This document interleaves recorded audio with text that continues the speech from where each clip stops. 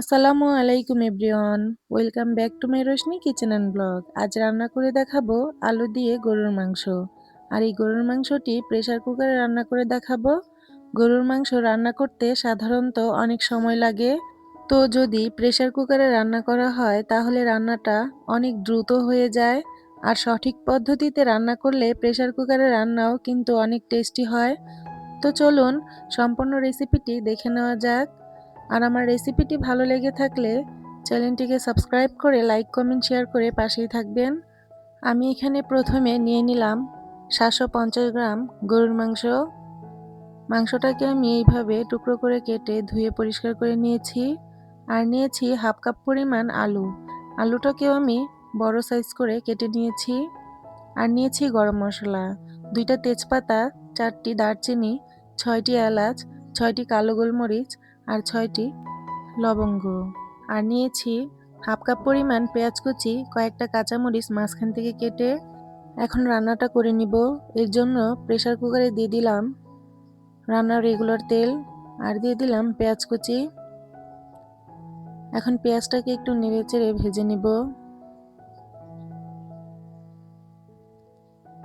এরপর এখানে দিয়ে দিচ্ছি গরম মশলাগুলো। গরম মশলাটা দিয়ে পেঁয়াজের সাথে নেড়েচেড়ে মিশিয়ে আমি আরও কিছুক্ষণ ভেজে নিব। ভাজা হয়ে গেলে দিয়ে দিচ্ছি 1 টেবিল চামচ আদা রসুনের পেস্ট আর দিয়ে দিলাম হাফ টেবিল চামচ জিরার পেস্ট। এখন খুব ভালোভাবে নেড়েচেড়ে মশলাটাকে একটু ভেজে নিব, এতে করে আদা রসুনের কাঁচা গন্ধটা চলে যাবে। মশলাটা কষানো হয়ে গেলে এখানে দিয়ে দিচ্ছি সামান্য পরিমাণ পানি আর দিয়ে দিচ্ছি স্বাদমতো লবণ 1 টেবিল চামচ, হলুদের গুঁড়ো হাফ টেবিল চামচ, মরিচের গুঁড়ো 1 টেবিল চামচ, ধনিয়া গুঁড়ো হাফ টেবিল চামচ আর জিরে গুঁড়ো হাফ টেবিল চামচ। এখন পেঁয়াজের সাথে মশলাটাকে নেড়েচেড়ে মিশিয়ে চুলার আঁচটা মিডিয়াম আঁচে রেখে কষিয়ে নিব। মশলা থেকে যখন তেল উঠে আসবে এ পর্যায়ে মশলাটা কষানো হয়ে গেছে। ধুয়ে রাখা মাংসগুলো দিয়ে দিচ্ছি। মাংসটা কষিয়ে রান্না করলে প্রেসার কুকারের মাংস খুবই সুস্বাদু হয়। মশলার সাথে খুব ভালোভাবে মাংসটাকে মিশিয়ে নিলাম। এখন প্রেসার কুকারের ঢাকনাটা দিয়ে উপরে ঢেকে দিব। চুলার আঁচটা মিডিয়াম আঁচে রেখে মাংসটা কষিয়ে নিলাম। মাংস থেকে যে পানিটা বের হয়েছে সেই পানি দিয়ে আমি আলুটাকেও কষিয়ে নিব।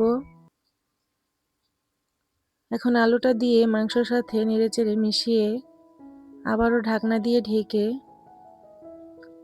পানিটাকে টানিয়ে তেল ওঠা পর্যন্ত কষিয়ে নিব। মাংসটা খুব ভালোভাবে কষানো হয়ে গেছে। এখন আমি দিয়ে দিব ঝোলের জন্য পানি। পানিটা বেশি দেওয়ার প্রয়োজন নেই, এখানে আমি 1 কাপের একটু বেশি পানি দিয়েছি। এখন নেড়েচেড়ে মিশিয়ে দিয়ে দিচ্ছি কেটে রাখা কাঁচামরিচ। এবার ঢাকনা দিয়ে ঢেকে মুখটাকে ভালোভাবে আটকে দিতে হবে, সাইডে যেন কোনো রকম ফাঁকা না থাকে। এরপর চুলার আঁচটা বাড়িয়ে যখন প্রথম সিটিটা উঠে যাবে এ পর্যায়ে চুলার আঁচটা মিডিয়াম আঁচ করে রেখে 7টার মতো সিটি তুলে রান্নাটা করে নিব।